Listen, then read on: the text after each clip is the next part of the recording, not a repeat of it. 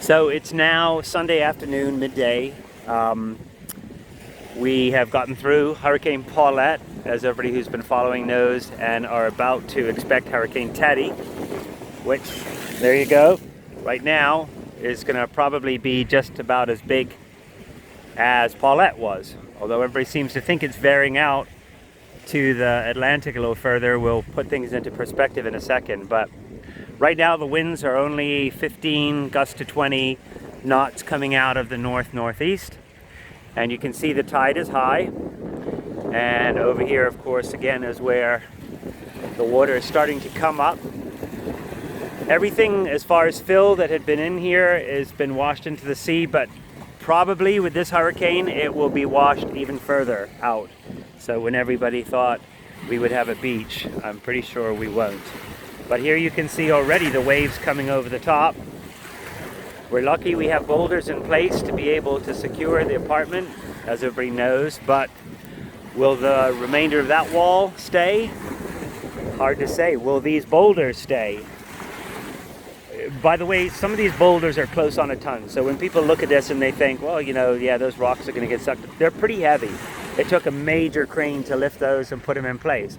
Will this wall stay as, the waves come around and start to pull it out further? So all of this, as you can see, again, my neighbor, Mr. White, has put concrete over his bank, hoping that it will secure it. So really, we don't know. This time tomorrow, we're going to be right in the thick of Hurricane Teddy. It's moving slowly, unfortunately, and not expected to pass until Tuesday at its current rate. So that's actually even worse, because the longer a hurricane hangs around, the more damage it does, obviously.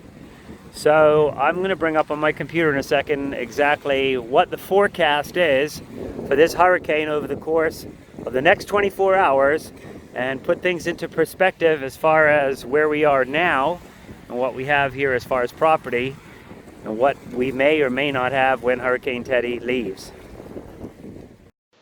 So for everybody outside of Bermuda or even in Bermuda who wants to understand hurricanes a little bit better and how it affects us as a family and anybody in this vicinity, this is windy.com. Windy.com is great for looking at weather around the entire world. You can see it does rain, temperature, clouds, waves, obviously, and you can see swells, and this will show you where the danger areas are as far as when you start getting into large areas like that. So we'll come back to wind, and this is Teddy, and here you can see is Bermuda. So this kind of gives us the forecast over the next few days, is the projected path of where Teddy might go. Right now you can see that the wind through animation is coming, like I said, about northeast in this direction. And we live right here.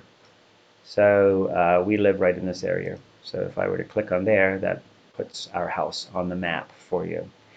The nice thing about Windy is if you hit the drop down arrow here, you can actually bring up more detailed information. So I'm going to zoom out a little bit, show you Bermuda again and Teddy, and take a look and see, knowing that that's our house, what the forecast is for the upcoming day. So right now, we're right here where this line is, and it's, as I said, 15 knots, gust to 20 thereabouts. It's going to start picking up. This storm just drags on. It drags all the way into Tuesday, the middle of Tuesday, before it starts tapering off and slowing down. Here you can see the direction is north-northeast through most of it until we start getting up until Monday evening, where it comes a little bit more from the northwest area.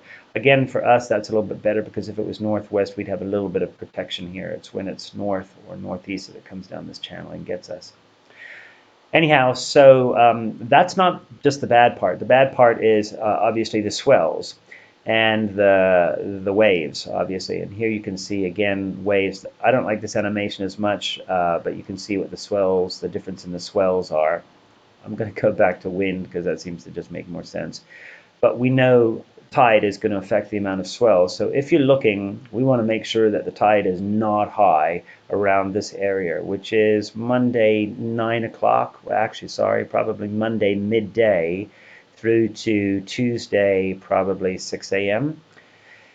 Unfortunately, if you look at the tide chart, this is where we are right now. You can see we're at high tides coming down. Low tide will be 6 this evening, 6, 7. Next high tide is going to be about midnight, and that's midnight tonight, Sunday.